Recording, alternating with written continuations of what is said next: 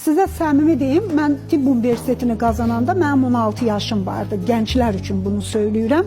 Mənim atam, anam da müəllim idi, 2 müəllim idi və test üsulu yox idi. O vaxt tibb universitetini 1-ci ili qazanmaq bu çox nadir insana məxsus olurdu. Üstəlik mən məktəbə tez getmişdim.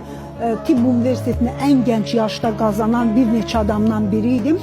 Mən gördüm ki, mənim valideynlərim danışırdı. O vaxtda lama palto və layka plaş var idi ki, layka lama deyil. Bəli, insanlar geyinirdilər ki, bəs valideynlərim danışır ki, bu qız bütün gün öz zəhmətindən oxudu, instituta girdi və s. Buna birini alaq. Amma mən bilirdim ki, o bütün ailədəki pulu toparlanacaq, büdcə onu almaq üçün. Sonra bu ailənin məsələləri var və s. Mən şəxsən özüm valideynlərimə dedim ki, onlar pis də olmasın deyə. Dedim ki, mənim lamadan xoşum gəlmir, laykadan da xoşum gəlmir. Yadımdadır, mənim şəkillərimdə var, qrup yoldaşlarım, yalan danışmağıma da imkan verməz, o şəkillər var. Drap palto vardı, 175 ən ucuz drap boz paltoydu. Mən dedim ki, mənim bu paltodan xoşum gəlir. Mən onu aldım, heç utanmadım, getdim tibb universitetində. Çünki mən dedim, mən oxumağa gəlmişəm. Mən paltar nümayiş eləməyə gəlməmişəm. Mən 2 müəllimin qızıyam. Mən niyə valideynlərimə belə bir gərginlik yaradım? Niyə belə əsəb yaransın valideynlərimin içərisində ki, heç onlar pis olmasın? Mən dedim ki, bu mən bəyənirəm, xoşuma gəlirəm. Heç kəsdən də utanmırdım.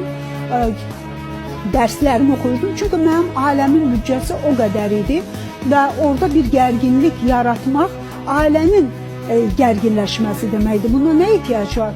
Biraz imkanların çoxdur, daha yaxşısını ala bilərsən. Amma əgər imkanlar elə ancaq beyin, geyim üzərində formalaşırsa, mən açığı gənc qızlarımıza həmişə bunu məsləhət görmürəm. Deyirəm ki, geyim həyatınızda qəşəng görünün, amma geyimi həyatınızın prioriteti elan eləməyin. Çünki bütün düşüncəniz o zaman onun üzərinə gedəcək, enerjiniz, əsas məsələlər qalacaq. Qızlar bilsin ki, cəmiyyətdə rol qazanmaq, faydalı işlərlə məşğul olmaq, daha yaxşı işlərlə məşğul olmaq, onlara daha çox diqqət eləsinlər. Çünki geyim belədir, imkanınız artacaqsa, biraz bəlkə daha yaxşısı olmayacaqsa, hər qiymət uyğun səliqəli geyinmək olar.